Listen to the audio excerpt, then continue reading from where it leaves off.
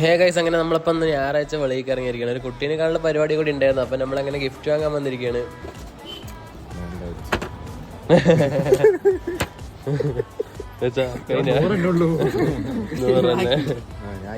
നമ്മൾ നമ്മുടെ ഹോം ടൗണിൽ പൊളിച്ചുകൊണ്ടിരിക്കുകയാണ് ഗൈസ്.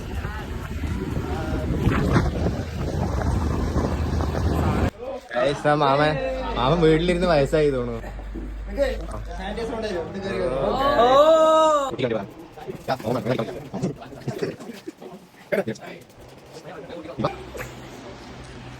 ഈ കുട്ടീന്റെ നമ്മൾ റിവീൽ ചെയ്യണില്ല തൽക്കാലം. എന്നാ